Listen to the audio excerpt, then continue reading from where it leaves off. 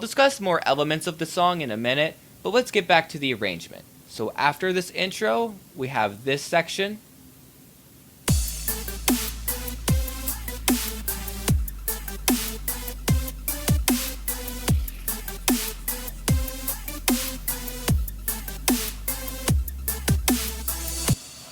And that goes on until here.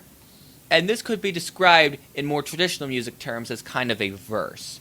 So if I was going to compare the construction of this song to the construction of a more typical pop song, I would say this is obviously the intro, and then this little part with just the synths would be considered the verse, and then this could be sort of a breakdown or a bridge, and then this drop would be the chorus. One thing that makes constructing these songs really helpful, and in general can save time when you're making music, is to add locators. To do this in Ableton, you go to a bar of the song and you right click about up here, you click add locator, and there's our locator.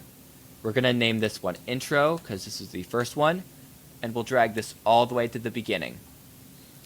And by doing this, you can mark each part of the song. This makes it easier to construct your songs, and it also means you can jump through parts of the song and get to parts you want to fix or work on quicker without having to dig for them. So now that we've got the intro, we'll just call this the verse. Move that over. And then this part would be the breakdown / build-up.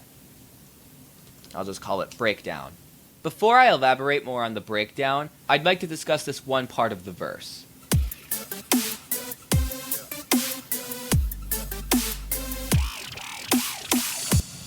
As you can hear, we took a dubstep growl that we'll later be using in the drop, and we transposed it into the verse to add a segue into the breakdown.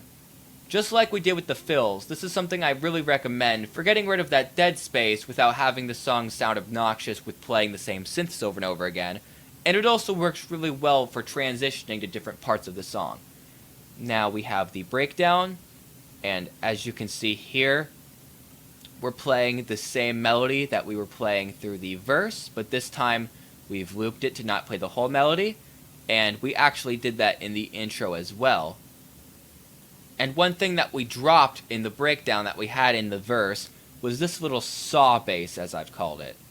This is a very interesting sound that sort of fills up a little bit of gap with the mid bass, because the sub bass that we'll get to later is taking care of all of the low bass, and of course we have the frequencies taken up by the typical Skrillex sounding basses in the drop, but in the verses it could be kind of bland to not have any real mid bass going on.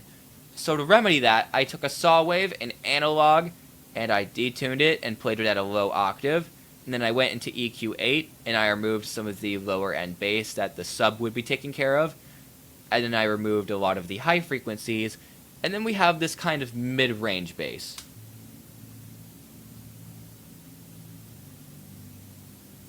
This might be a little bit hard to hear if you're watching this on laptop speakers, so you might want to get a good pair of headphones or some good studio monitors. Now usually when I'm making synths for a song of this nature, I would take multiple synths which might have kind of a similar sound, and some of them that might be completely different, and then layer each other, some of them more quiet and some of them louder.